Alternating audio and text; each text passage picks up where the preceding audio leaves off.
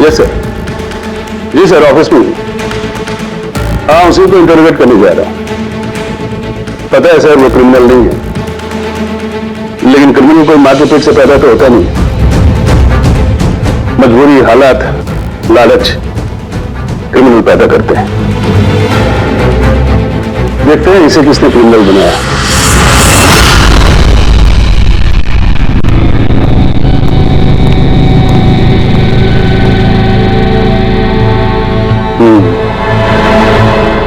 अब ये case CID नहीं, क्राइम ब्रांच को सौंप दिया गया है।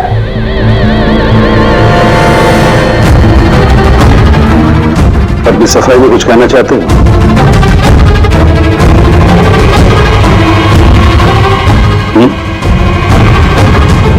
मैं deputy commissioner of police Rajeev, बहुत सुना है तुम्हारे बारे में, लेकिन कभी सोचा नहीं था इस हालत में मुलाकात होगी। मैंने भी बहुत सुना आपके बारे में सर। सुना है काफी सख्त ऑफिसर हैं आप। फिर तो तुम समझ गए होगे, थोड़ी सी भी ढील मैं तुम्हें दूंगा नहीं। कानून सबके लिए बराबर होता है सर।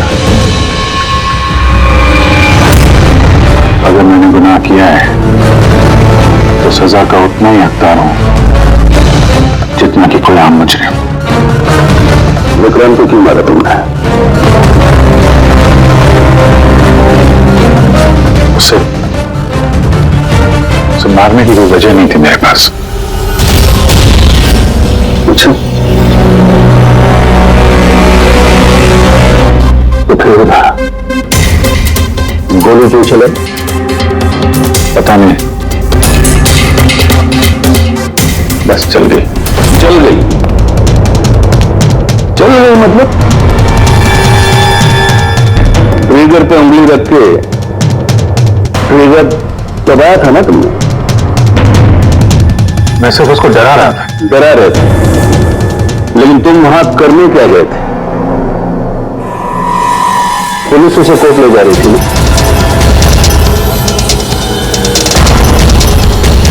मेरे वहां होने की वजह जानने के लिए आपको सर मेरा और विक्रांत का इतिहास जानना होगा।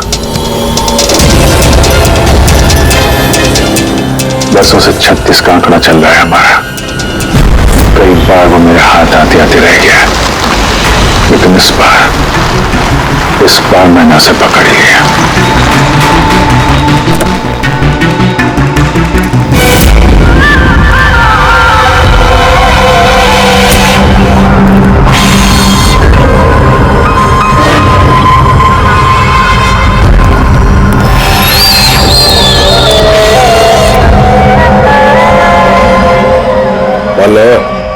जी, आपने जितना बोला था उतना है।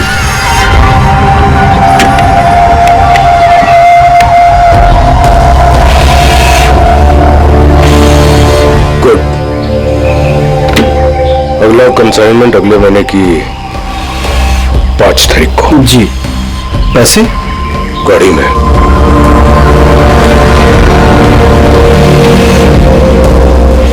क्या बात है, इतना पसीना क्यों आ रहा है? पसीना? नहीं तो जो स्कूल में तुझे एडमिशन नहीं मिला था ना, उस स्कूल का हेडमास्टर था मैं। क्या छुपा रहा है? नहीं, कुछ भी नहीं। ओह, तो ये बात है। किसने भेजा? सीआईडी को बुलाया तूने? विक्रांत को धोखा देना बहुत महंगा पड़ेगा तुझे।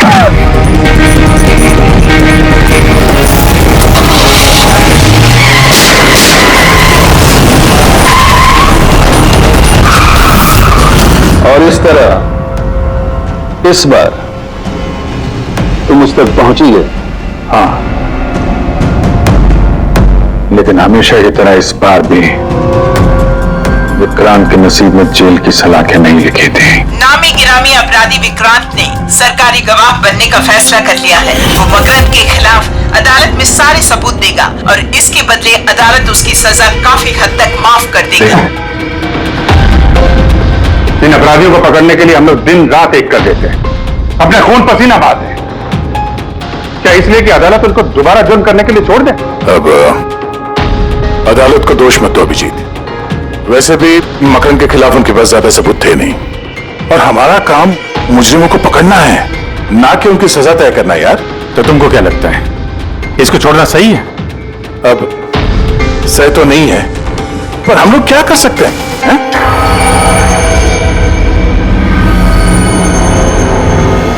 कर सकते हैं दया, बहुत कुछ कर सकते हैं। बहुत बड़े बड़े मुजरिम देखे हैं मैंने सर, पर ये विक्रांत कुछ अलग ही था। हर बार कुछ ना कुछ करके बच ही जाता। तो इस बार उसका बच निकलना तुम्हें मंजूर नहीं था, क्यों? यही बात है ना? ठीक समझा। इसलिए जब मुझे पता चला कि इस केस का इंचार्ज मेरा पुराना दोस्त मुरली है, तो विक्रांत से मिलना है मुझे।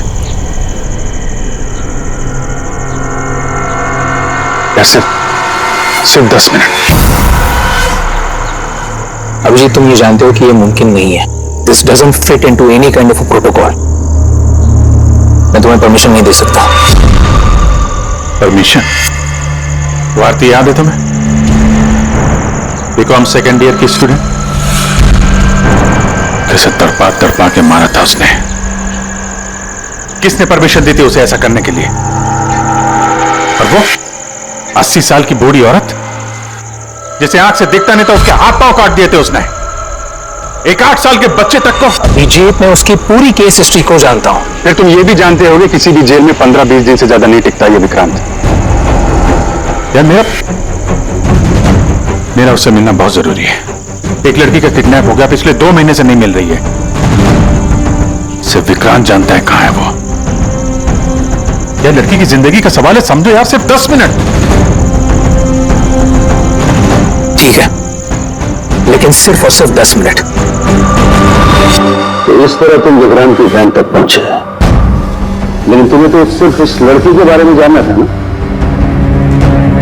ये सब कैसे हुआ?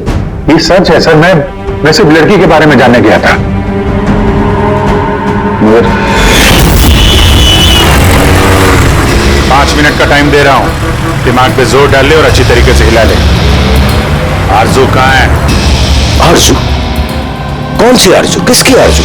मैं नहीं जानता किसी आरजू को। वही लड़की जिसे तूने किडनैप कर रखा है। ओह सॉरी, भूल गया था। कहां रखा है उसे?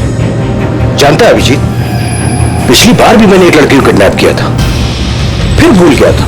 फिर अचानक 2 महीने के बाद मुझे याद आया, तो फिर जाकर देखा कि उसकी लाश कुर्सी से बंधी हुई थी और उसकी लाश पर मक्खियां भिनभिना रही थी। और अब आरजू का भी वही हाल होने वाला है। ऐसा कुछ नहीं होगा।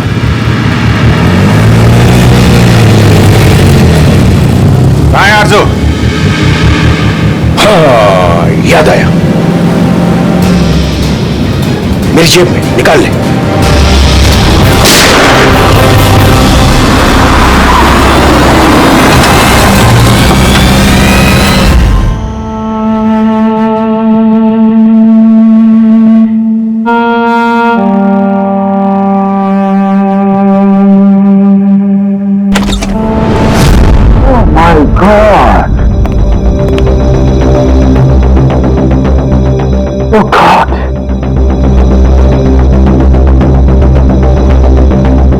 मुझे तुम जैसे जिम्मेदार ऑफिसर से ये उम्मीद नहीं थी मुरली। तुम्हारी निगरानी में हो कैसे गया? कैसे? आओ! गलती मुरली की नहीं, मेरी है। सब मेरी वजह से हुआ।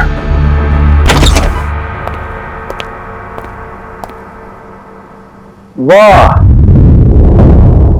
वाह, क्यों एसपी साहब, बड़ा गर्व हो रहा होगा आपको। तो इतिहास में पहली बार किसी सीआईडी ऑफिसर के हाथों खून हुआ है, और वो भी एक सरकारी गवाह का। चैन साहब, आपको जो कुछ कहना है मुझे कहिए, अपराध मैंने किया है। तुमसे नहीं, एसीपी प्रद्युम्न से ही बात करूंगा, क्योंकि अगर सीआईडी की नाक कटती है तो फाइनली सारी जिम्मेदारी प्रद्युम्न के कंधे पर ही आती है। इसलिए तुमसे ही बात करूंगा।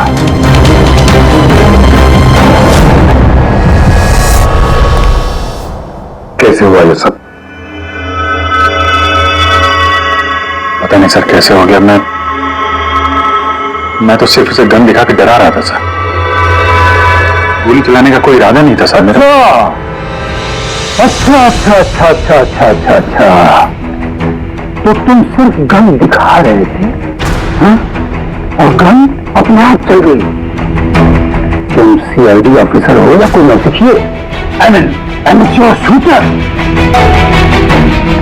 मैं पहला सवाल, तुम वहां गए क्यों थे? जब कानून अपना काम कर रहा था तो तुमसे किसने कहा था इतना बढ़ाने के लिए? जैन जी प्लीज, आप जरा शांति से बात कीजिए। अभिजीत एक सीआईडी ऑफिसर है, कोई राह चलता आदमी नहीं। देखो, अभिजीत मेरे लिए सिर्फ और सिर्फ एक मुजरिम है, मकरम की तरह। हाँ वैसे कितने रुपए लिए तुमने मकरम से विक्रांत को मारने के लिए?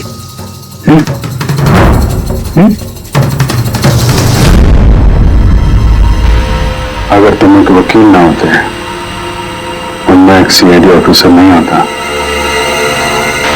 तो ये सवाल तुम्हें बहुत भारी पड़ता। Oh really?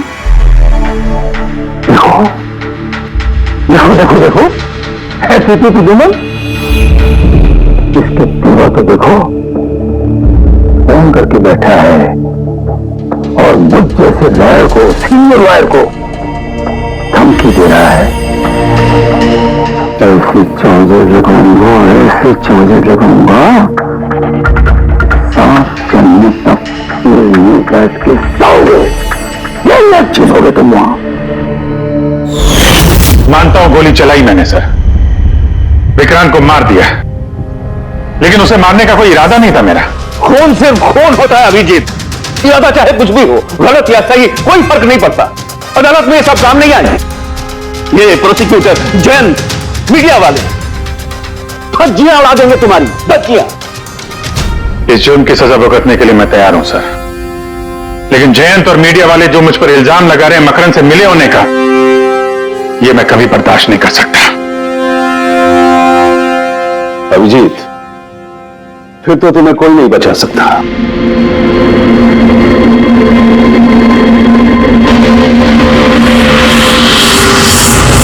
सारे सबूत और गवाह अभिजीत के खिलाफ है। यानी कोई उम्मीद नहीं है सर? कैसे उम्मीद है? अभिजीत ने खुद कन्फेस किया है, गोली उसी में चलाई।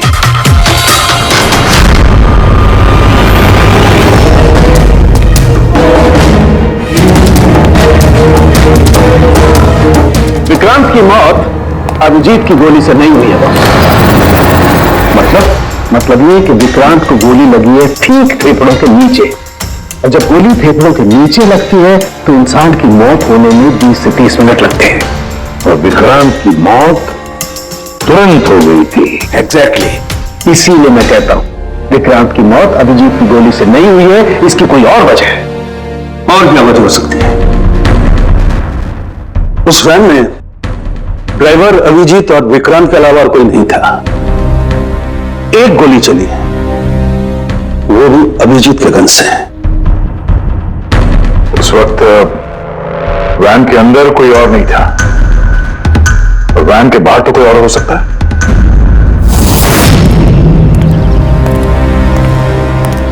अभिजीत, उस वक्त गाड़ी के बाहर कोई था जिस वक्त गोली चली? नहीं, एक्चुअली पता नहीं, क्योंकि मेरा पूरा ध्यान तो विक्रांत पे था। अभिजीत, ठीक से याद करके बताओ, गोली चलने से पहले क्या हुआ था? कुछ अजीब हुआ था? कुछ भी? गोली चलने से पहले मैं विक्रांत से बात कर रहा था। हाँ, अचानक वैन को झटका लगा गाड़ी हिल गई और विक्रांत भी थोड़ा गिर गया, मेरा भी संतुलन बिगड़ गया और गोली चल गई। एक मिनट, झटका लगा। किस तरह का झटका? जैसे सड़क पे अचानक से कोई गड्ढा आ गया, पूरी वैन हिल गई। लेकिन यहां तो सड़क बिल्कुल ठीक है, दूर दूर तक कहीं कोई स्पीड ब्रेकर भी नहीं है, स्मूथ। यहां गड्ढा कैसे आ सकता है? हाँ साहब, झटका लगा था। मेरी पूरी वैन यूं दाईं तरफ मुड़ गई।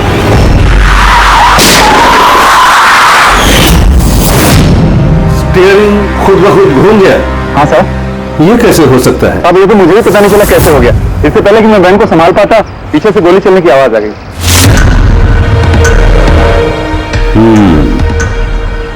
स्टीयरिंग व्हील का खुद ब खुद मुड़ जाना, गोली अपने आप चल जाना, सड़क पे कोई गड्ढा भी नहीं है। आखिर यहां हुआ तो क्या हुआ?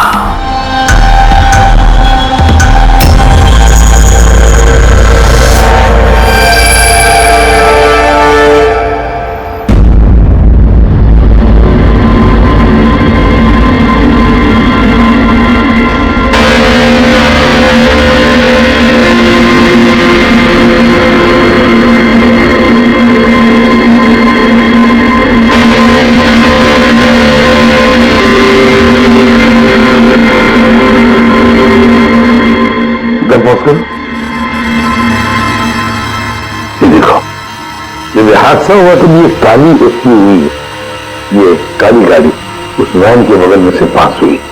मतलब सर विक्रांत का खून शायद इसी गाड़ी में? हाँ, हो सकता है सर। ये गाड़ी कहीं रुकी नहीं सर, ये सीधे सीधे चली गई और दूसरी गोली की आवाज भी नहीं आई।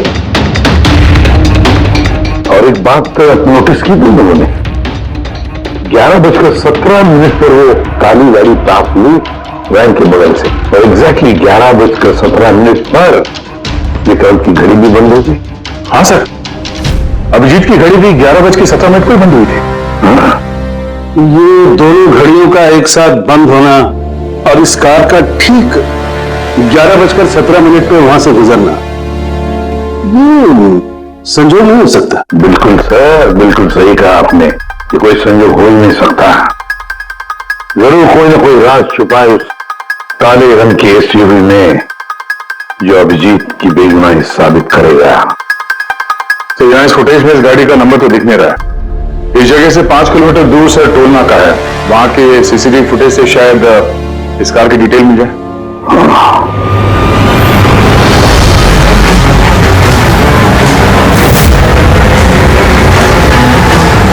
अगर वो गाड़ी टोल नाका से गुजरी ही नहीं तो यहीं कहीं आसपास होनी चाहिए, इसी इलाके में। सर, वो देखिए, काले रंग की कार।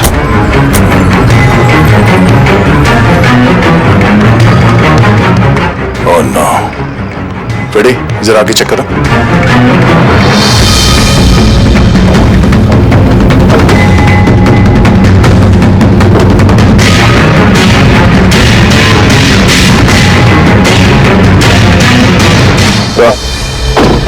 ये वही काली एसयूवी है, जला दी गई है। मतलब गाड़ी में ऐसा जरूर कुछ था जो खूनी मिटाना चाहता था। सर, ना तो नंबर प्लेट दिख रही है और ना ही चेसी नंबर, सारे सबूत मिटा दिए मुजरिम ने।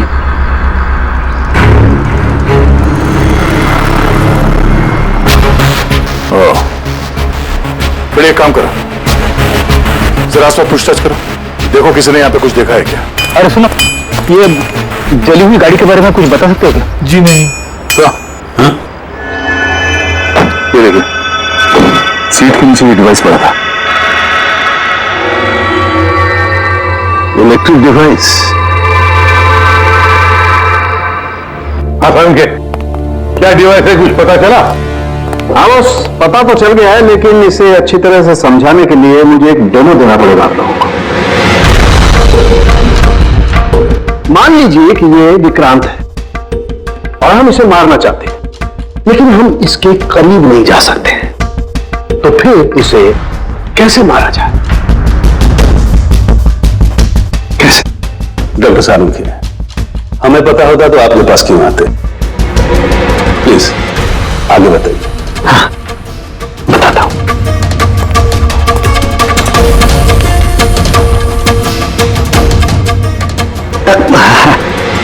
आप थोड़ा पीछे हट जाइए प्लीज।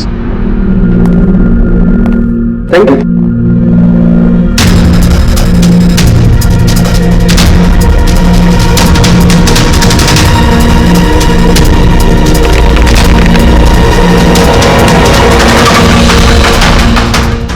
देखा आपने? बस बिना नजदीक जाए इसे ऐसे मारा जा सकता है। ये आपने किया कैसे सर? क्योंकि जैसे ही हमें इस डिवाइस के बारे में पता चला, हमने विक्रांत के पुराने मेडिकल रिपोर्ट्स मंगवाए जेल में से। ये स्कैन 2 महीने पुराना है और ये वाला स्कैन ये हमने कल रात को लिया उसके बनने के बाद।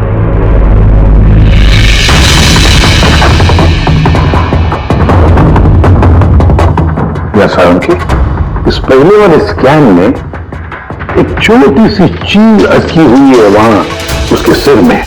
वही चीज इस 2 महीने बाद वाले स्कैन में शिफ्ट हुई है, हिल गई है, पीछे आ गई है। और ये छोटी सी चीज एक शार्पनर है बॉस, यानी गोली का छोटा सा टुकड़ा। और फिर ये शार्पनर वहां से इस तरफ शिफ्ट हो गया, जिस वजह से विक्रांत की सबड्यूरल हेमेटोमा यानी ब्रेन ब्लीडिंग की वजह से मौत हो गई। और ये शार्पनर अपनी जगह से हिला कैसे? उसी डिवाइस की वजह से जो हमें जल्दी ही गाड़ी में से मिला। तो गोलियों के टुकड़े को हिलाने का डिवाइस ही है? सिर्फ गोलियां नहीं रहा, इसने और भी बहुत सारी चीजें हिलाई, जैसे कि विक्रांत के हाथों की हथकड़ी, पुलिस वैन का स्टीयरिंग व्हील, दोनों की हाथ की घड़ी के कांटे, यहां तक कि अभिजीत की गन भी। मतलब लोहे की चीजें, तो जितनी भी लोहे की चीजें हैं वो हिल गई उस डिवाइस की वजह से। Exactly boss. अब लोहे का सबसे बड़ा आशिक है मैग्नेट, चुंबक।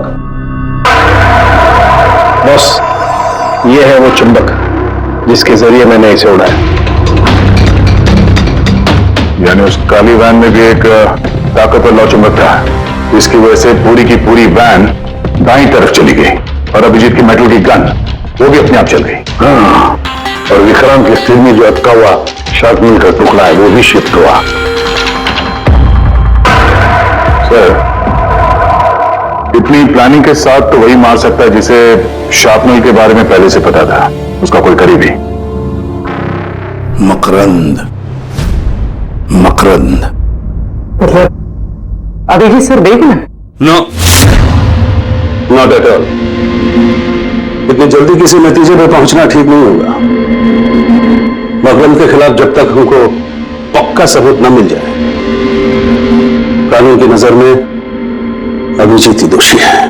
तो मकरंद के खिलाफ सबूत तो वही देगा ना जो विक्रांत के सेफ हाउस के बारे में जानता था, वरना मकरंद को कैसे पता कि विक्रांत किस रास्ते से कोर्ट पहुंचेगा। और विक्रांत की खुफिया जानकारी सिर्फ मुरली और उसके बाकी साथियों के पास थी। आप लोग ऐसे सोच भी कैसे सकते हो सर कि हमें से कोई गद्दारी कर सकता है? जितने ईमानदार आप लोग हैं ना, उतने ईमानदार हम लोग भी हैं।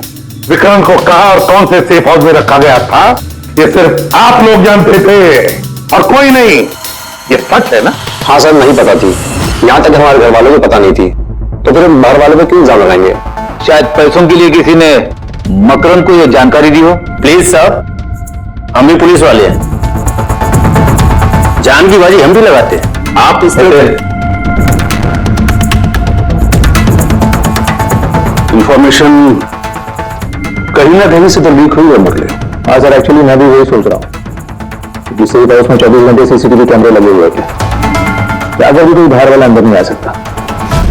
क्या कहा आपने? चाहकर भी कोई बाहर वाला अंदर नहीं आ सकता? हाँ सर। झूठ! बाहर वाला कोई भी अंदर नहीं आया था। हाँ? क्यों? I am sorry sir, actually Jain ji कभी कभी आते थे। कभी कभी जैन जी आते थे और कभी कभी जैन जी किस लिए आते थे? क्योंकि जैन जी मकरंद को हर हालत में जेल तक पहुंचाना चाहते थे। तो कहीं ये जयंती वो गद्दार तो नहीं है? वैसे भी कुछ ही दिनों में रिटायरमेंट होने वाला था, आखिरी केस था उनका। सोचा होगा संन्यास लेने से पहले थोड़े बहुत पैसे बना लो।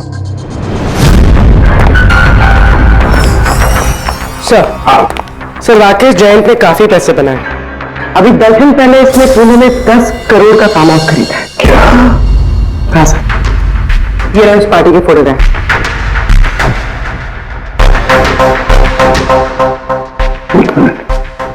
माय गॉड दया, पहचाना इसे? हाँ सर, ये तो जोगी है, मकरंद का खास चेला। जोगी मकरंद का खास चेला, और वो भी जयंत की पार्टी में।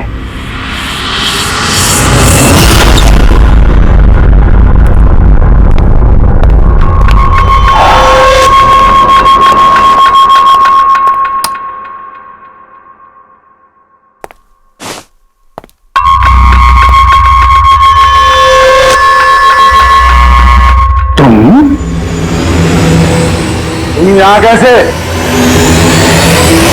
और ये घर में घूमे कैसे? हाँ?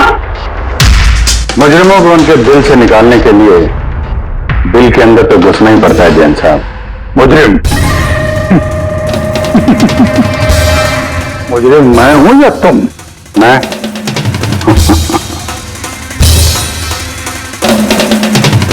लेकिन ये तस्वीर ये कुछ और ही कहानी कह रही है।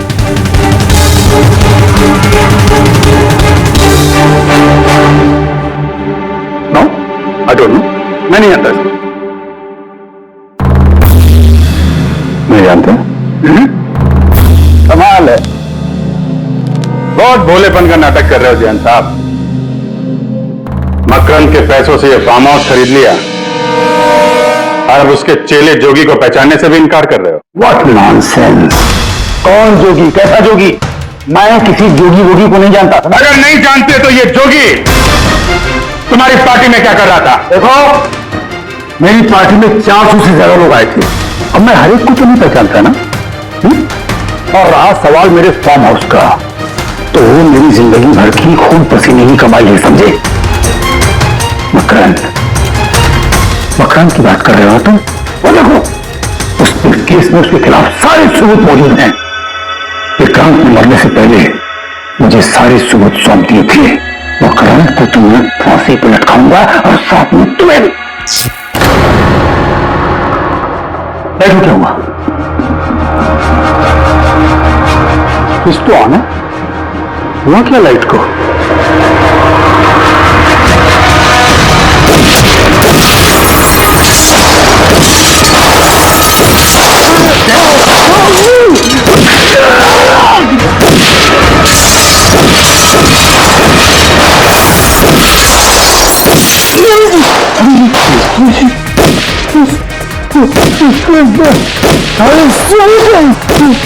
मकरंद के हाथ नहीं आना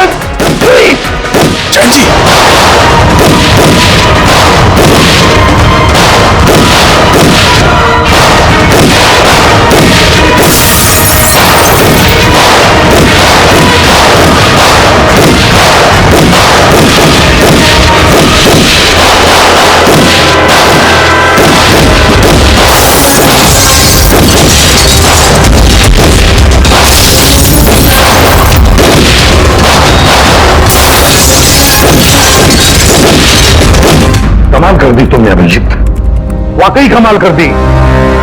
पर पूरी मीडिया तुम्हारे जान के पीछे पड़ी है, अब तुमको लॉटरी लग गई। अब कह रहे जैन का खूनी अभिजीत है। सर उनके कहने से क्या होता है, आपको पता है मैं निर्दोष हूं सर। लेकिन तुम्हें वहां जाने की जरूरत क्या थी? जैन के घर में, वहां के सीसीटीवी कैमरे में साफ दिख रहा है कि जैन के मौत के वक्त तुम वहां थे।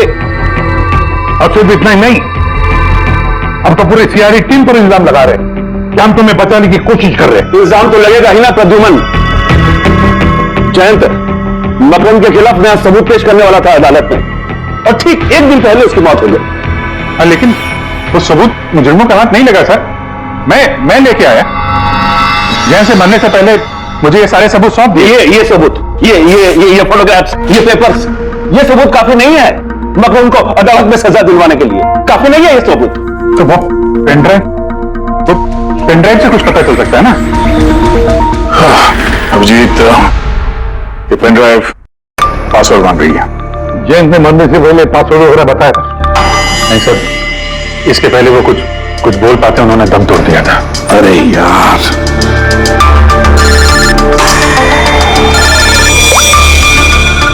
हेलो, हाँ पूर्वी। अच्छा, ओके ओके, ठीक है सर। पता चल गया जोगी को जैन जी की पार्टी में कौन लेके गया था। कौन लेके गया था? खुद जैन जी की पीए सोनल।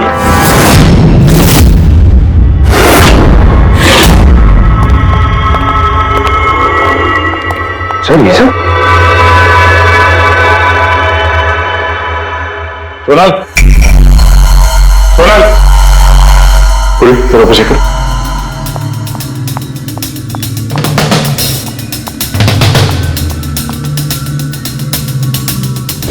Sonal,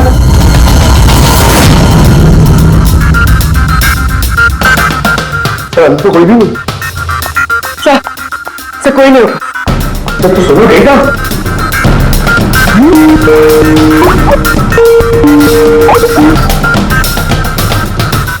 video call.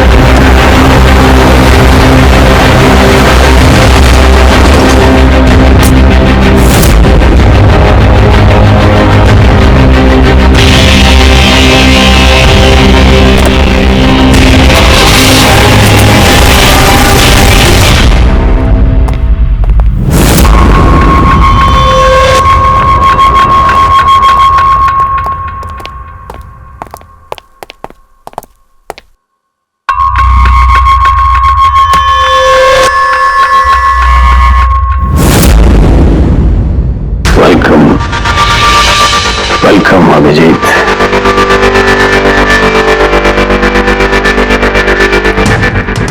मकरम के आशियाने में तुम्हारा स्वागत है।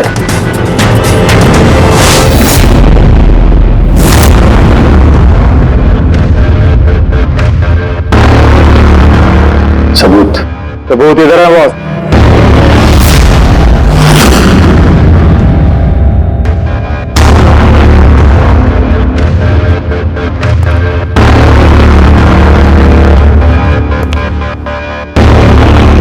मकरम, सबूत तुम्हें मिल चुका है, अब सोनल को जाने दो।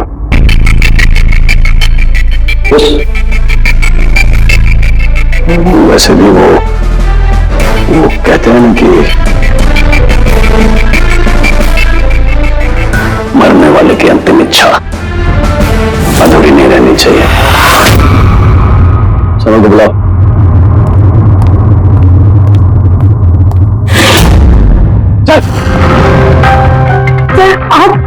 सोनल तुम ठीक हो? हाँ सर मैं ठीक हूँ।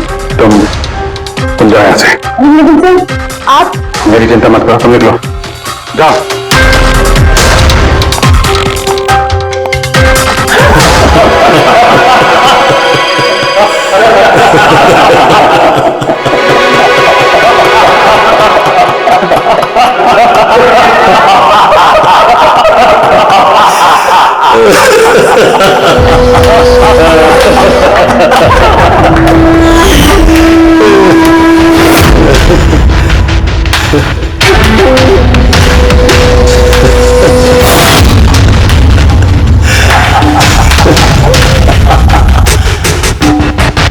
सोनल, तुम भी? मानते हो ना मेरे दिमाग को? तुम सीआईडी वालों को भी मैंने चकमा दे दिया।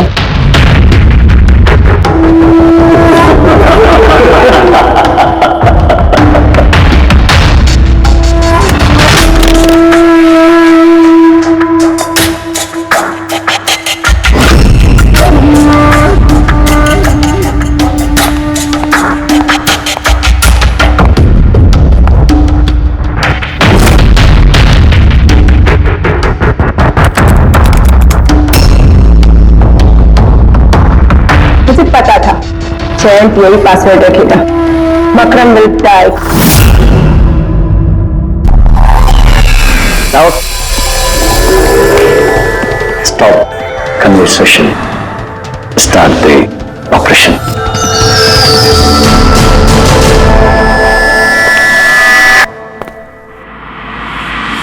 मरने का टाइम हो गया। टाइम हो गया?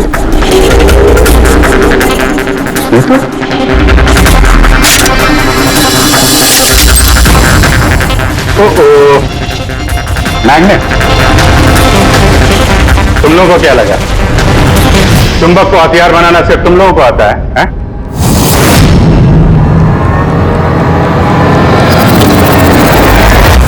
इस ब्रीफकेस में वैसा ही चुंबक है जैसा तुम लोगों ने उस गाड़ी में लगाया था विक्रांत को मारने के लिए। मकरंद, खेल खत्म तुम्हारा।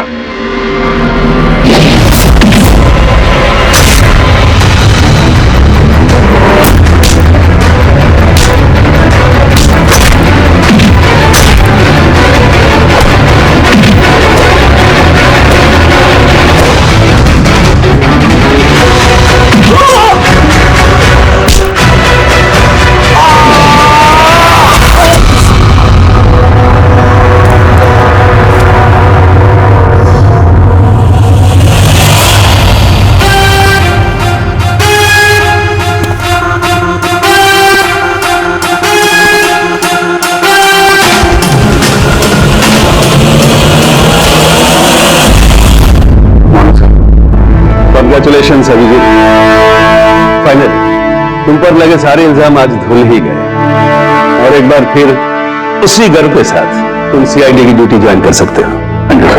सर, हमने आरजू को बचा लिया सर। मकरंद के साथियों को पता था कि विक्रांत ने उन्हें कहां कैद करके रखा था, तो सर जयंत जी का सपना पूरा नहीं हो पाया मकरंद को जेल भेजने का। चलो जो भी है, all well that ends well.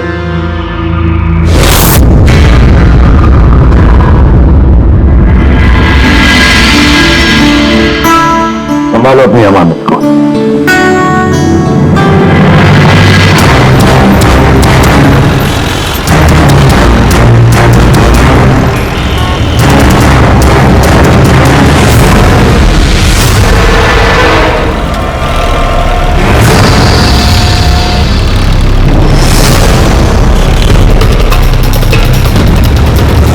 उस्ताद, बहुत डर लग रहा है। पप्पू देख, तू टेंशन ना ले। तू टेंशन लेता है ना तो मेरा भी टेंशन बढ़ जाता है यार। प्रेशर डाउन रख अपना।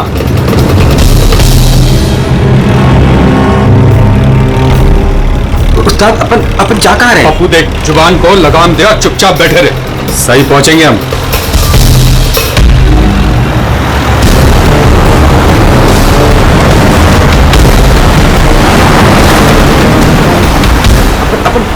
लेफ्ट बाई तरफ ले। पप्पू तू चुप करेगा यार, मरवाएगा। तेल पानी चेक किया तुम अपना काम किया तूने।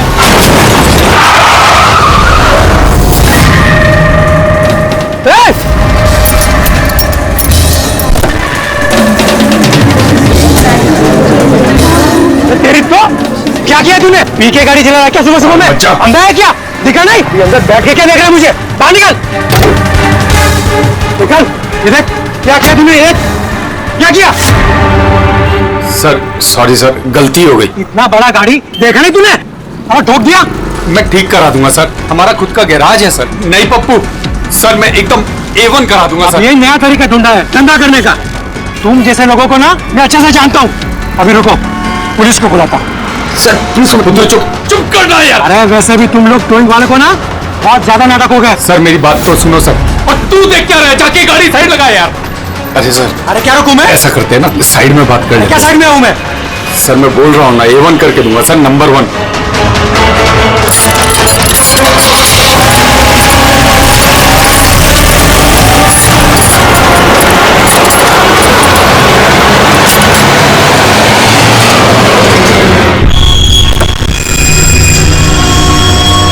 बोलो, अभी क्या बात कर रही है? सर मैं आपको जुबान देता हूँ सर, आप मेरे गैराज आ जाओ, मेरा लड़का एकदम नंबर 1 करके देगा आपको गाड़ी। आप मेरा एड्रेस लो, मुझे पानी की बिल्कुल चिंता नहीं। एड्रेस दो। लिखो सर, लिखो एड्रेस लिखो।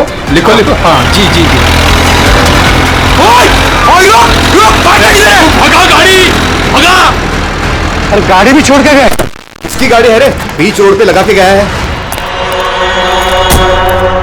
किसकी गाड़ी है ये? कहाँ है इसका ड्राइवर? टोइंग वाला इसे छोड़ के भाग गया। मेरी गाड़ी को उसने ठोका। वो तो अच्छा हुआ मैंने उसका फोटो ले लिया है। क्या यार, अभी गाड़ी कैसे निकालूंगा मैं इधर से? ऑफिस जाने के लिए भी लेट हो रहा है मुझे। अरे इस गाड़ी में तो लाश है।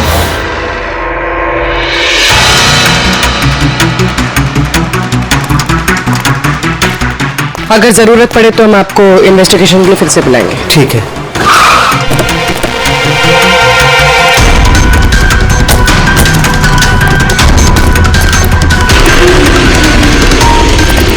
क्या पता चला? सर क्राउड की स्टेटमेंट्स ले ली। ट्रक पे जिप-जैक टोइंग और रिकवरी लिखा हुआ था। ये ट्रक के नंबर प्लेट का फोटो। सर ये गाड़ी स्टार्ट नहीं हो रही है, इंजन खराब तो है इसका। सर क्राउड से किसी ने उस टोइंग ड्राइवर को बोलते हुए सुना था कि उसका अपना खुद का गैरेज है, वो गाड़ी गैराज ले जा रहा है। बॉडी चेक किया? हाँ सर। सर सिर पे एक, सर आप कहें तो फॉरेन एम्बेसीज में इसकी फोटो भेज देते हैं, शायद कोई आइडेंटिफिकेशन मिल जाए। इसमें बहुत टाइम लगेगा पूर्वी। एक काम करते हैं, बॉडी को फॉरेंसिक लैब भिजवाते हैं और वो टोइंग वैन वाला और इस गाड़ी का जो ओनर है उसका पता लगाते हैं। जो गाड़ी वो टोइंग वाले छोड़ के भागे थे, उस गाड़ी के मालिक का पता चल गया। कोई हिरन नाम का आदमी है। बात हुई उससे? हाँ सर, बोल रहा था कि उसकी गाड़ी कल रात और आज सुबह के बीच चोरी हो गई थी। उसने आज सुबह लोकल पुलिस स्टेशन में रिपोर्ट भी लिखवाई है। अब मैंने चेक कर लिया। जब गाड़ी वहां मिली तब वो कहां पर था? ऑफिस में। सर मैंने आई विटनेस से बात करी है, शायद वो सच बोल रहा होगा। और वो टोइंग ट्रक वाला, उसके बारे में क्या पता चला? अरे सर उसका लाइसेंस नंबर और नाम दोनों नकली है। जिप जैप नाम की कोई कंपनी है ही नहीं। शायद उसने किसी और नाम से रजिस्टर की हो। एक काम करो, यहाँ पे जितने भी टोइंग कंपनीज हैं उन सब की पूरी डिटेल्स निकलवाओ।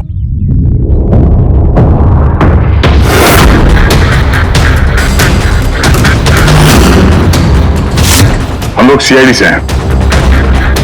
अच्छा हुआ सर आप लोग आ गए, मैं आप लोगों को फोन करने ही वाला था। वो क्यों? सर वो पिछले कुछ दिनों से सर हमारे यहाँ के सारे टोइंग वाले काफी परेशान हैं। काम आता है पर कस्टमर हाथ से निकल जाता है। क्या मतलब? मतलब सर जब कोई कस्टमर हमको गाड़ी पिकअप करने के लिए कॉल करता है, हम वहां पर चले जाते हैं, पर सर वहां पर जाकर पता चलता है कि गाड़ी तो पहले से ही कोई दूसरे टोइंग वाले आकर लेकर चले गए। अरे ऐसे कैसे हो सकता है? सर वो तो पता नहीं सर, पर ये लोग गाड़ी तो ले जाते पर डिलीवरी नहीं करते, गाड़ी लेकर भाग जाते हैं सर। इसकी मौत 18 से 24 घंटे के बीच हुई है। बॉडी अभी तक अकड़ी नहीं है। तो इस बात का अंदाजा तो दया ने लगा ही लिया था।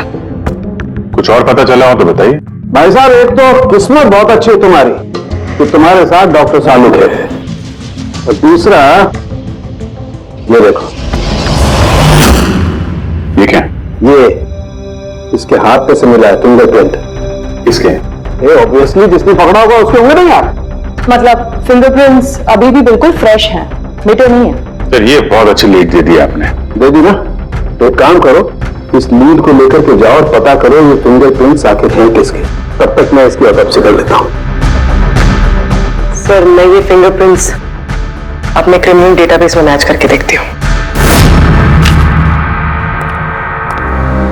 सर आप पूरे सर फिंगरप्रिंट्स का मैच मिल गया। मुकुंद हमारे क्रिमिनल डेटाबेस में था। अरे तो वही कार थी वह मुकुंद, गाड़ियां चुराने वाला, काफी बार जेल भी जा चुका है इसके लिए। यही है सर। सर वहां पे जो क्राउड था उनमें से कुछ लोगों ने टोइंग वालों को करीब से देखा था सर, और उनकी मदद से ये 2 स्केचेस बनवाए मैंने। तो मुकुंद है? बिल्कुल, अपना प्रमोशन कर लिया इसने। चोर से सीधा मर्डरर। अभिजीत कौन हो? इस मुकुंद ने ही इस औरत को मारकर उसकी बॉडी को किसी बंद गाड़ी की डिक्की में रखा, और सर वही उस कार को टो करके ले जा रहा था। सर पूछताछ किया तो पता चला कि जिप-जैप टोइंग जैसे नकली टोइंग कंपनी पिछले कुछ दिनों में टोइंग के नाम पे गाड़ियों की चोरी कर रही है सर, और हो ना हो ये मुकुंद इस सब में शामिल है। लेकिन सर हमारे पास कोई सबूत नहीं है इसके खिलाफ। एग्जैक्टली सर, अब हम इसे पकड़ेंगे कैसे? रंगे हाथों। जूम टोइंग सर्विस जी, मेरी गाड़ी पीवी रोड के टर्न पे बंद पड़ गई है। अब अपना टोइंग ट्रक भेज देंगे? ओके ओके, जल्दी आइए प्लीज। हाँ,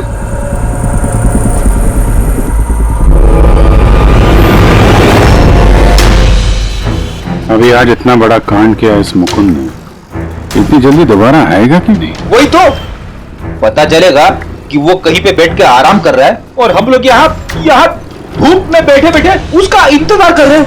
रिलैक्स रेडी, वो आएगा जरूर। लालच इंसान को आराम करने नहीं देती। अब देखना यह है कि पूर्वी की गाड़ी को टो करने के लिए आता कौन है, जूम टोइंग सर्विस या Mukund.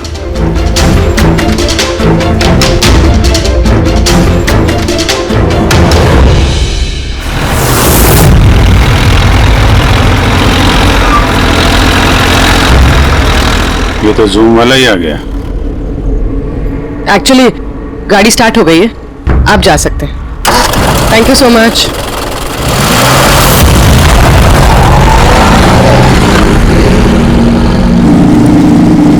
Hello, GM towing service.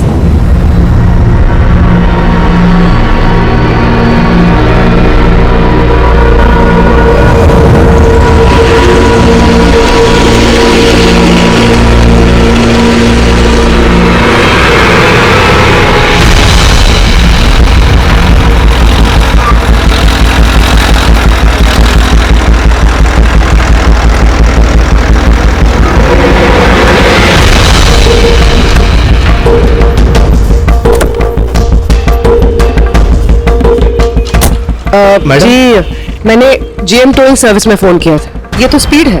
Madam वो भी अपनी है, ये भी अपनी ही है। जी हाँ मैडम। मैडम एड्रेस लिख दीजिए जहाँ गाड़ी डिलीवर करना है। तू एड्रेस लिखवा ले, मैं गाड़ी लगाता हूँ। ठीक है। पूर्वी ने कॉल किया था जीएम टोइंग सर्विस को और आया ये स्पीड टोइंग ट्रक। ये मुकुंद दिख नहीं रहा है। मैडम आप ऑटो से फॉलो कीजिए, हम लोग गाड़ी लेके आगे चलते हैं। ऑटो।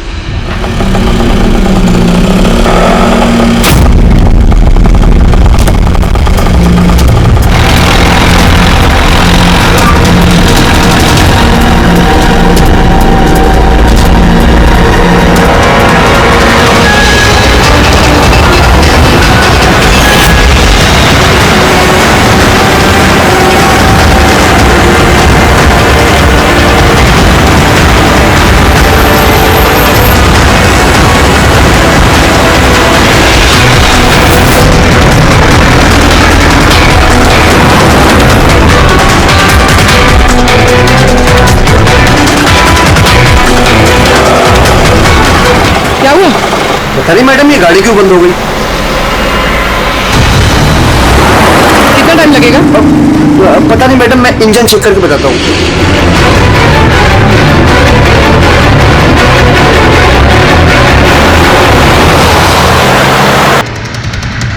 अब मैडम वो गाड़ी के इंजन में कुछ प्रॉब्लम हो गया और थोड़ा टाइम लगेगा, तो आपको दूसरा ऑटो करवा दूं? दूसरा ऑटो क्यों? मैं तुम्हें सरकारी गाड़ी में लेके चलती हूँ। अरे मैडम मैंने क्या किया? चल मैडम।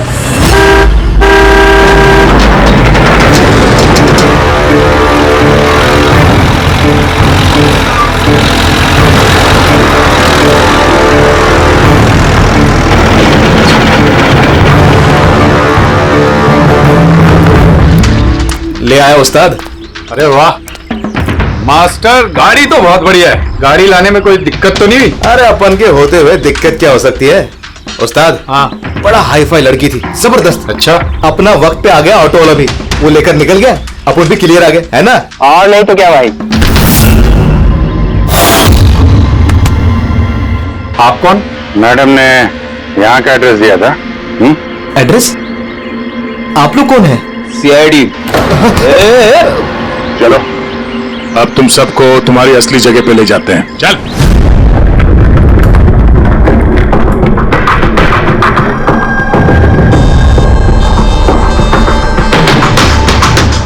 मुकुंद, बताओ क्या हुआ? चोरी कर करके बोर हो गया था तो फोन करना शुरू कर दिया है? बहुत खेल लिया पकड़ा पकड़ी। अब ये बता कि वो लड़की कौन थी और तूने उसको क्यों मारा? सर मैंने उसको नहीं मारा। सर मैं मानता हूं मैं चोर हूं, लेकिन मैं किसी का खून नहीं करूंगा। झूठ बोलता है। तुम्हारी उंगलियों के निशान कैसे आए उसके बॉडी पर? सर मैं सच कह रहा हूं सर, मैंने उसका खून नहीं किया। सर जब वो लड़की मुझे मिली वो तो पहले से ही मरी हुई थी। क्या कहा? पहले से ही मरी हुई थी? हाँ सर, मैं सच कह रहा हूँ सर। मेरा तो कार चोरी का छोटा सा बिजनेस है बस। हाँ, छोटा सा बिजनेस है, उसका हिसाब किताब हम बाद में कर लेंगे। मेरा मतलब है आसपास जितने भी टोली वाले हैं ना, मैंने उनका फोन नंबर टैप कर रखा है और जैसे ही उनको किसी भी कस्टमर का फोन आता है ना, मुझे पता चल जाता है। इससे पहले कि वो लोग वहां पहुंचते हैं तुम अपने आदमियों के साथ वहां पहुंच जाते थे और कस्टमर्स की गाड़ी गायब। ये बता, वो लड़की कहां से मिली तुम्हें? कैसे मिली? आज सुबह टोइंग वालों को एक फोन आया, मुझे मालूम पड़ा तो बस मैं अपने आदमी को लेकर पहुंच गया लोकेशन पर। अच्छा वो आप आ गए। आपने ही फोन किया था? जी मैंने फोन किया था आपको। ये तो मना कर रहे थे जरूरत नहीं है। मैंने कहा भाई क्यों जरूरत नहीं है, अब गाड़ी बंद पड़ गया है तो क्या सर पे उठा कर लेके जाएंगे? भाई साहब बेचारे का गाड़ी रोड पे रुक गया है। हमने तो बहुत ट्राई किया धक्का मार के स्टार्ट करने की, लेकिन स्टार्ट ही नहीं हुआ। आप बात कर लीजिए, टो करके कहां छोड़ना है? साहब गाड़ी का डिलीवरी करानी है, आप अपना एड्रेस लिख दो, हम लोग छुड़वा देंगे। सर बड़ा ही कोई अजीब सा एक एड्रेस उसने लिख कर दिया था, शहर से दूर कहीं कोने में। मैंने पूछा नहीं क्योंकि मुझे लगा मुझे वैसे भी कौन सी वहां गाड़ी लेकर जानी है। रिक्शा साहब, हम लोग आपकी गाड़ी लेकर आगे चलते हैं, आप ऑटो में बैठ के पीछे से आओ। रिक्शा वाला हमारा ही आदमी था, उसको मालूम था क्या करना है। कस्टमर को रिक्शा में लेके बैठने था और किसी सुनसान जगह पर जाकर पहुंचा देना है और रिक्शा रोक देना है। अगर कुछ पूछे तो बोलने का है कि रिक्शा में कोई प्रॉब्लम है, और जब तक हम गाड़ी लेकर दूर ना पहुंच जाएं तब तक रिक्शा स्टार्ट नहीं करना, ताकि कस्टमर हमें पकड़ ना पाए। और फिर जैसे ही हम गैरेज पहुंचे,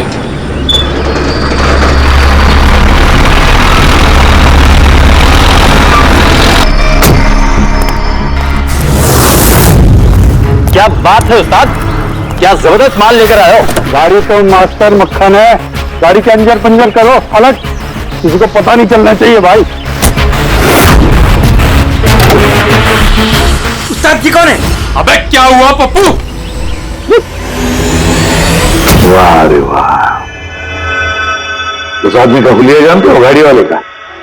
सर उसका स्केच बनाओ हमारे लिए। तो ये है वो आदमी जिसका स्केच मुकुंद ने बनवाया था, लेकिन ये ठीक नहीं लग रहा सर। ऐसा लगता है कि ये अपने हुलिये के पीछे कुछ और ही है। इसकी दाढ़ी नकली लग रही है सर। मुकुंद टोइंग कंपनी से मिला मुकुंद और ये उसका पार्टनर पप्पू, और मुकुंद से मिला ये दाढ़ी वाला जो गाड़ी चला रहा था। तो ये बेचारी लड़की कौन है? ये कौन है? मैं बताता हूं बॉस, ये लड़की कौन है। कौन? इसका नाम है एना पाओलो, और इस लड़की के बारे में बहुत ही खास जानकारी मिली है। हाँ। ये बॉस, ये इस लड़की के पैरों का एक्सरे और इसकी उंगलियों को जरा गौर से देखो। नो ऑफेंस सर, ये थोड़ी टेढ़ी मेढ़ी नहीं है? एग्जैक्टली, इसकी टोज डिफॉर्म्ड है और मेडिकल टर्मिनोलॉजी में इसे बनियंस कहते हैं। और ये बुनियंस होते क्यों हैं? भैया बहुत ही टाइट नुकीले जूते पहनने की वजह से, ऐसे जूते जिसमें उंगलियों को जरा भी जगह नहीं मिलती और उंगलियां एक दूसरे पर चढ़कर सिकुड़ जाती हैं, दब जाती हैं। पैरों का अंगूठा बाकी उंगलियों को दबा देता है, जिसकी वजह से अंगूठे का जॉइंट यानी मेटाटार्सोफेरेनियल जॉइंट इस तरह से टेढ़ा हो जाता है। ऐसी क्या मजबूरी है सर कि ये शूज पहनना कंपलसरी है? प्रोफेशनल मजबूरी, अपने काम की मजबूरी की वजह से। जैसे एक बैले डांसर्स को ऐसे ही जूते पहनने पड़ते हैं, उन्हें अपनी टोज पर ही डांस करना होता है। बैले डांसर, अंगूठे पे हद से ज्यादा प्रेशर पड़ने की वजह से ऐसा होता है। एग्जैक्टली भैया, और एक बैले डांसर को कम से कम 5-6 घंटे तो ऐसे जूते पहनने ही पड़ते हैं। इसीलिए बैले डांसर्स में ये बनियन काफी कॉमन होता है। शायद ये हैना भी बैले डांसर थी। ऑटोप्सी में और क्या मिला? चीक इम्प्लांट्स। अब ये नया क्या है? कॉस्मेटिक सर्जरी का एक हिस्सा होता है, ज्यादातर सेलिब्रिटीज इसे इस्तेमाल करते हैं। अगर किसी को अपने किसी बॉडी पार्ट को एनहांस करना होता है, थोड़ा बड़ा या प्रोमिनेंट दिखाना होता है अच्छा दिखने के लिए, तो वो उस हिस्से में ऐसा इम्प्लांट डालते हैं। कुछ भी, जैसे चीक्स, चिन, हिप्स, कोई भी पार्ट। मतलब उसने अपने गालों में इम्प्लांट किया था? हाँ बेटे, और इसी इम्प्लांट की वजह से मुझे इस लड़की की जानकारी मिली। बॉस, हर इम्प्लांट में एक खास सीरियल नंबर होता है, और जब मैंने इस लड़की के इम्प्लांट का सीरियल नंबर पता किया और जानकारी की, तो इसका नंबर जाकर के मिला रशिया में, मॉस्को में। वहां पर एक प्लास्टिक सर्जन कुद्नेत्सोव से इसने अपना इम्प्लांट करवाया था। उन्होंने मुझे कुछ और भी जानकारी दी। ये देखिए सर, ये इमेज है चीक इम्प्लांट के पहले का, और ये वाला इम्प्लांट के बाद का। और बॉस, एक खास बात, हर पेशेंट को अपने इम्प्लांट के लिए कम से कम साल में एक बार अपने प्लास्टिक सर्जन से जरूर मिलना पड़ता है। और हैरानी की बात यह है कि ये लड़की है ना, अपने सर्जन से पिछले 5 साल में एक बार भी नहीं मिली। अच्छा, अभिजीत, अगर ये हैना पिछले 5 सालों से अपने डॉक्टर से मिली ही नहीं रशिया में, तो इसका एक ही मतलब हो सकता है, हैना इंडिया में ही थी। और अगर हैना पिछले 5 सालों से इंडिया में थी, तो फिर वो जरूर किसी न किसी वीजा पर यहां आई थी। अभिजीत, फॉरेन रीजनल रजिस्ट्रेशन में से जाकर पता लगा कि हैना कौन से वीजा पर यहां आई थी। स्टूडेंट वीजा पे, टूरिस्ट वीजा पे, डिप्लोमेटिक वीजा पे, या और कौन से वीजा पे। और ये भी पता लगा कि क्या उसने रेसिडेंसी के लिए रिक्वेस्ट भी किया था क्या, है ना? सर, हाँ पूरी। सर मैंने आना पावलोव के नाम से इंटरनेट सर्च किया तो भर के आर्टिकल्स आ गए। मोस्टली सारे आर्टिकल्स 4-5 साल पुराने। आर्टिकल्स? क्या लिखा, क्या आर्टिकल में? सर लिखा है कि एना मॉस्को की फेमस बैले डांसर थी, जिसकी मौत अपनी ही गाड़ी में आग लगने से हो गई। क्या? सर ऐसा कैसे हो सकता है? वो तो यहां घूम रही थी। अभिजीत, बहुत बड़ी गड़बड़ है ये, गड़बड़ है। सर पुलिस को एना की जली हुई गाड़ी से उसके बोन्स मिले, और पुलिस ने उसके बॉयफ्रेंड को भी अरेस्ट किया था मर्डर चार्जेस पे। हैना को उसके बॉयफ्रेंड ने मारा था? हाँ सर, उसका बॉयफ्रेंड रशियन माफिया से मिला हुआ था। पुलिस काफी सालों से उसके पीछे पड़ी थी, लेकिन उन्हें कोई सबूत नहीं मिल रहा था। लेकिन इस केस में उन्हें सबूत भी मिल गया। सर एना की गाड़ी में आग लगना, उसका एक्सीडेंट होना इसके बॉयफ्रेंड का प्लान था। पुलिस ने उसे उसकी पूरी गैंग के साथ अरेस्ट किया। ऐसा हो ही नहीं सकता सर, एना की लाश तो हमारे पास है, यहाँ पे। सर, एक इंसान 2 बार कैसे मर सकता है? वही तो 2 बार कैसे मर सकता है? नहीं, ये 5 साल पहले जो हैना की मौत हुई है ना, यहीं पर गड़बड़ है, बहुत बड़ी गड़बड़ है ये। इस रशियन कॉन्सुलेट से पता लगाना पड़ेगा कि हैना इंडिया आई कब और कैसे। हैना पावलोव का बॉयफ्रेंड रशियन माफिया से मिला हुआ था। हैना ने अपने बॉयफ्रेंड के खिलाफ सारे सबूत पुलिस को दे दिए थे।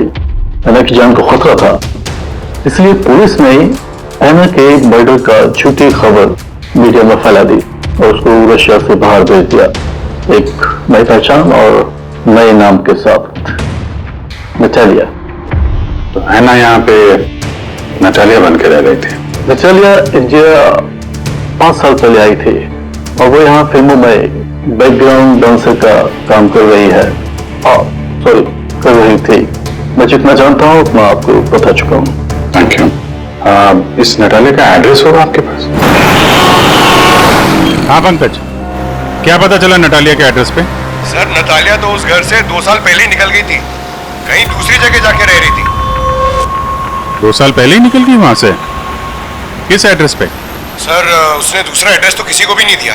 अरे यार, अब वो जहाँ पे काम करती थी उसके बारे में कुछ पता चला?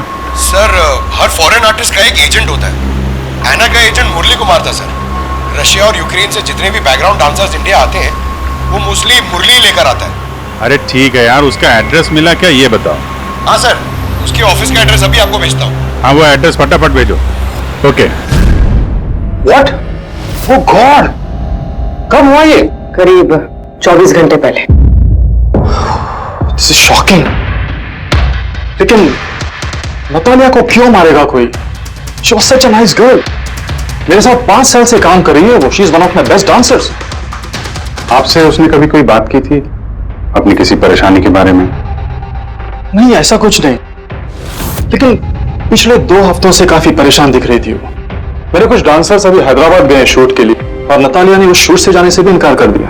आई डोंट नो व्हाई, क्योंकि नॉर्मली नतालिया काम से ना नहीं करती। इतने सालों से नतालिया यहाँ पे थी तो किसी से तो अपनी प्रॉब्लम शेयर करती होगी, कोई करीबी, कोई दोस्त। उसकी रूममेट सोफिया, काफी अच्छे दोस्त हैं वो, शायद उसे कुछ पता होगा। आपने और कुछ नोटिस किया पिछले कुछ दिनों में? कुछ दिन पहले मुझे गोवा से एक फोन आया था एक आदमी का, काफी हेवी रशियन एक्सेंट था उसका। नतालिया के लिए पूछ रहा था और यही बात बताने के लिए मैंने नतालिया को फोन भी किया, लेकिन उसका फोन लगा नहीं। कौन था वो आदमी, कुछ मालूम है उसके बारे में? क्या नाम था उसका? अलेक्जेंडर। Yes, Alexander. उसने कभी पहले भी बात की थी आपसे? नो। इस नटालिया का एड्रेस ले लो जरा। नटालिया का एड्रेस देंगे? श्योर। पंकज, जरा रशियन एम्बेसी से पता करो कोई अलेक्जेंडर नाम का आदमी इंडिया है क्या? कहाँ रहता है, कब आया, उसकी पूरी डिटेल्स निकालो।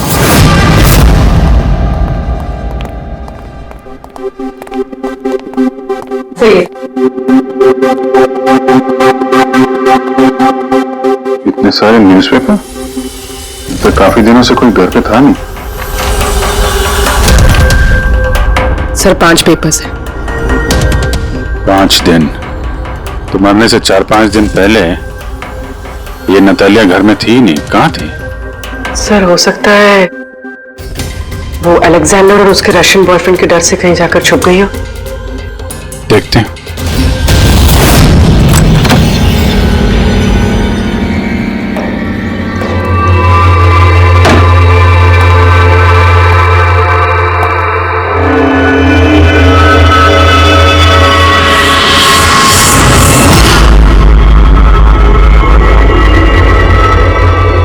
सारी चीज अपनी जगह पे है, कहीं कुछ हाथापाई के निशान दिख नहीं रहे।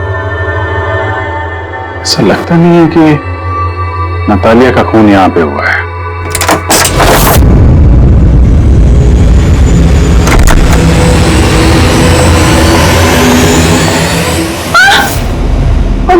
Calm down, calm down. Ma'am, we from CID. Are you Sophia? Yes, Natalia से आखिरी बार आप कब मिली थी? 5 दिन पहले मैं हैदराबाद जा रही थी फॉर शूटिंग। और ये नतालिया नहीं गई, right? Yes, I don't know why she was very upset. मैं शायद बॉयफ्रेंड के साथ प्रॉब्लम्स, मैं उसका मूड बनाने के लिए उसके लिए बोर्श भी कुक किया। बोर्श क्या है ये? What is this? East European dish. It's very famous in Russia. Like soup. We put in this carrot, beetroot, potato, spinach. Very tasty. Natalia का फेवरेट था। बेचारे लड़की। और रशिया में भी खुश नहीं थी और इंडिया में भी अनहैप्पी। आपको उसकी पास्ट लाइफ के बारे में कुछ पता है? थोड़ा थोड़ा। वो बहुत नहीं बोलती थी अपने बारे। आई थिंक कि उसका बॉयफ्रेंड भी उसको भी नहीं पता होगा। बॉयफ्रेंड? ये बॉयफ्रेंड कौन है, कुछ आइडिया है आपका? यस, लक्ष्य, बिग मैन। बट नतालिया बहुत अपसेट होती थी उसके साथ हमेशा। क्यों? वो दोनों लड़ाई, फाइटिंग ऑलवेज। नतालिया लक्ष्य को बोलती थी डिवोर्स लेने के लिए और लक्ष्य हमेशा बोलता था हाँ हाँ, बट हमेशा झूठ ही बोलता था। ये आपके सामने ये लोग लड़ते थे? कभी लड़ते हुए देखा इनको? नो, बट नतालिया और लक्ष्य की वाइफ को देखा था। ये हैदराबाद जाने से पहले 1 डे बिफोर हम शूटिंग पे थे और लक्ष्य की वाइफ आई थी और सेट पे नतालिया को बहुत गाली दी, बहुत shouting and big fight, very bad. I see. ये लक्ष्य का एड्रेस है आपके पास? नतालिया के साथ अफेयर को कितना टाइम हो गया? तो करीब 1 साल हो गया। और सर हम दोनों डिवोर्स भी ले रहे हैं। सर रिसेंटली मैंने एक दूसरा बंगला भी खरीदा है। हाँ, देखती हूँ कितने दिन रह पाता उस 2 टके की डांसर के साथ। 6 दिन पहले आपका नटालिया से कुछ झगड़ा हुआ था? जी हुआ था, और उस टाइम मुझे बुरा भी लग रहा था कि मुझे उससे झगड़ा नहीं करना चाहिए था। मैंने अच्छा नहीं किया, लेकिन मैंने बहुत अच्छा करा उसकी बेइज्जती करके। जो औरत मेरी जिंदगी बर्बाद करेगी, मैं उसकी जिंदगी नहीं बर्बाद करूंगी क्या? तुम्हें आता क्या है दूसरों की लाइफ बर्बाद करने के सिवा? एक मिनट। कल रात नतालिया का खून हो गया, समझे? आखिरी बार कब बात हुई थी उससे? सर उस दिन झगड़े के बाद वो मेरा फोन नहीं उठा रही है सर। कल रात कहां थे तुम? सर मैं अपने नए बंगले पे था। कोई साथ में था? कोई आई विटनेस? नहीं सर, मैं अकेला था। और आप? मैं भी घर पे ही थी, अकेले। हाँ पंकज, अलेक्जेंडर मुंबई आ रहा है। कितने बजे?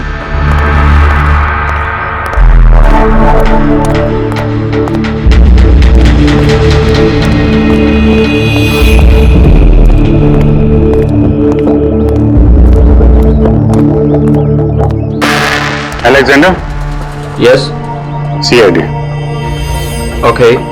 How do you know Natalia? Why are you looking for her? You work for Russian mafia? Why did you kill her? What? Anna मर गई? हिंदी बोला? Very sad. I'm a police officer, Russian Police Department. This is my ID.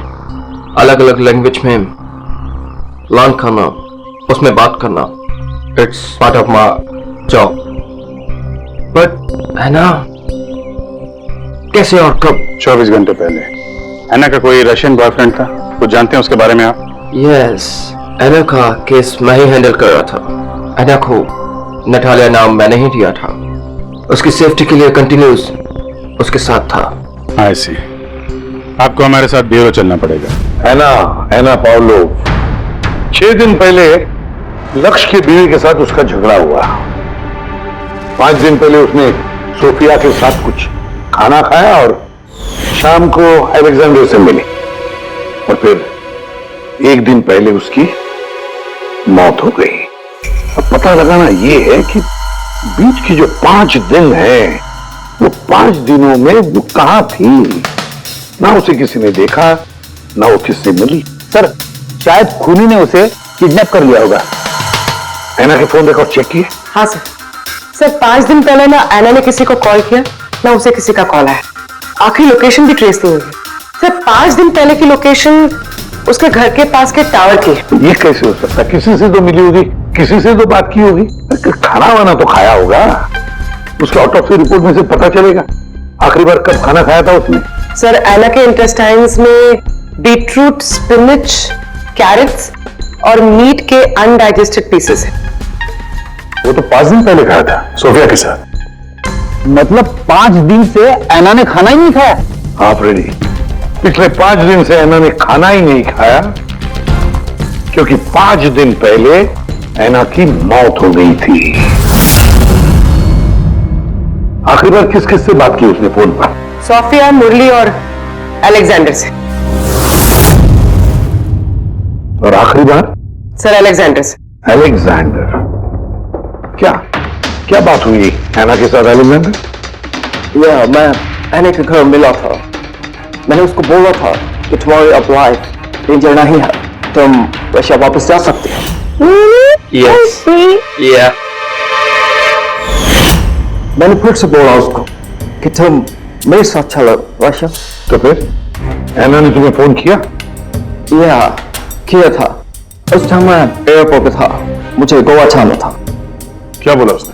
She was happy, something कोई gift है, I don't know, but कह रही थी कि मुझे वापस रशिया जाना है। कैसा gift? I don't know. She said, "Can I call you?" But she did not call me. Sir ये गिफ्ट ढूंढनी पड़ेगी। हाँ अभिजीत, उस गिफ्ट से ही पता चलेगा कि एना के साथ आखिर हुआ क्या था।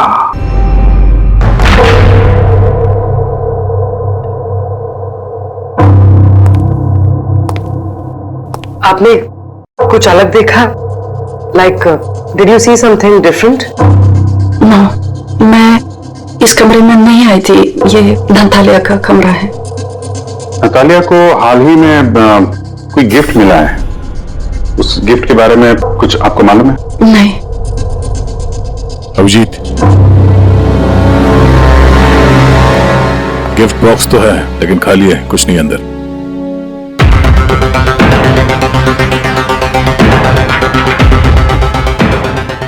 इस गिफ्ट बॉक्स में क्या आया था? Sir, I have no idea. इस कमरे में कुछ ऐसा है जिसे देख के नतालिया को रशिया याद आया था। रशिया? हाँ, एक्चुअली उसकी कुछ फेवरेट मात्रोश्का की स्वीटनेस है रशिया से। ये नहीं लग रहा है, मैं नहीं देखा पाऊँ।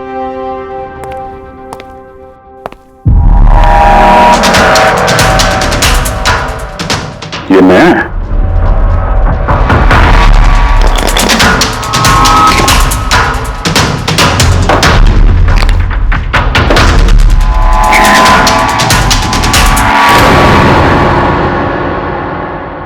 चाबी। ये चाबी के बारे में आपको जानती हैं? नहीं सर, ये घर का नहीं लगता है। स्टॉल में ये चाबी छुपा के रखी। किस चीज की चाबी हो सकती है? JMW, ये तो इंडियन कंपनी है। पंकज, ये जो सीरियल नंबर है ना, इससे इस JMW कंपनी से पता लगाओ किसको ये चाबी दी है उन लोगों ने। सर, JMW कंपनी ने बताया कि इस सीरियल नंबर वाले ताले चाबी का सेट जय हार्डवेयर को बेचा था और जय हार्डवेयर से पता चला कि ये ऑर्डर इस बंगलों से आया था। जिसने ऑर्डर किया था उसकी डिटेल मिली? नहीं सर, यहाँ पे जो कारपेंटर काम कर रहा था उसने ऑर्डर किया था। बंगले का मालिक कौन है ये तो उसे भी नहीं पता। नया बंगला लगता है।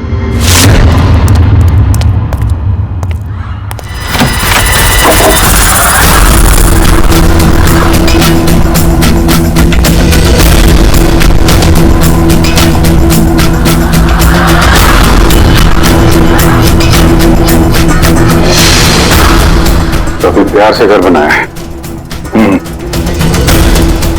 पूरा घर छान मारो, देखो क्या मिलता है।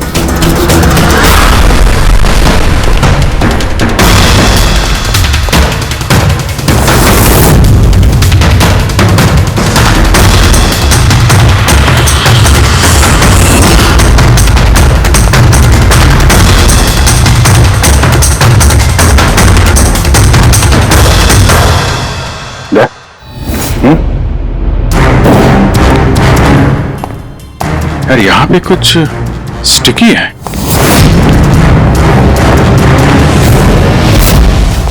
सर, बाथरूम में कोई है, मालिक ही होगा। इंतजार करो उसका, वहीं पे रहो, बाहर भागने ना पाए वो।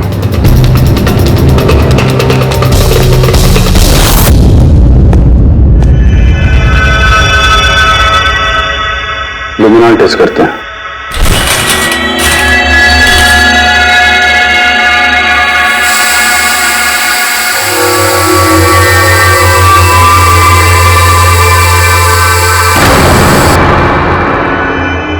माय गॉड,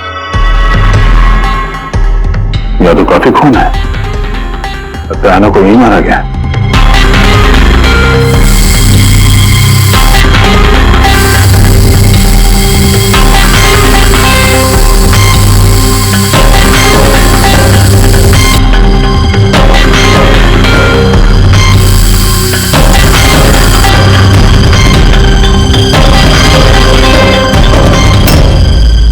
सर, ये ट्रेन तो फ्रिज की तरफ जा रहा है।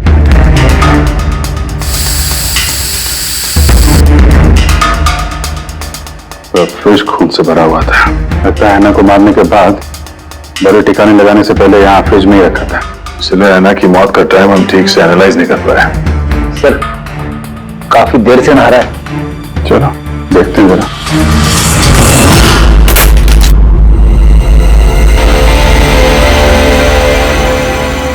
ठीक से नहा ली? कहीं खून तो नहीं रह गया? नतालिया शादी करके घर बसाना चाहती थी, खुद का घर लेना चाहती थी। मैंने सोचा अगर लक्ष्य से पहले अगर मैं उसे ये सारे आयशो आराम दे दूं, शायद वो मेरी हो जाए। इसीलिए घर खरीदा मैंने उसके लिए। It was a gift. और घर की चाबी एक रशियन डॉल के अंदर डाल के उसके दरवाजे के बाहर छोड़ दी। हाँ, उस रात मैंने उसे अपने घर बुलाया। मत जाओ, डोंट गो प्लीज। तालिया, ये घर तुम्हारा है, तुम्हारे लिए खरीदा है मैंने। A gift from me to you. Madam, yeah, but why? Natalia, I love you. Will you marry me? Stop saying it, please. You're like my father, Jesse Ho.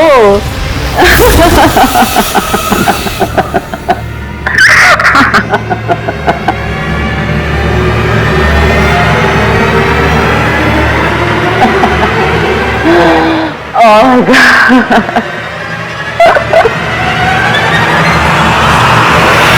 प्यार करता था मैं उससे,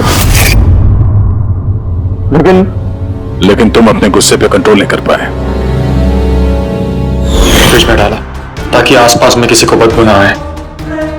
फिर 5 दिन बाद हमारी शूटिंग्स के क्वेश्चन बॉक्स में से नकली दाढ़ी मूछ निकाली और अपना हुलिया बदला। फिर किसी लोकल चोर को पैसे देकर एक गाड़ी खुलवाई और नतालिया की लाश को उसके डिक्की में डाला। सोचा बॉडी शहर से कहीं दूर ले जाकर डंप कर दूंगा और किसी को पता तक नहीं चलेगा।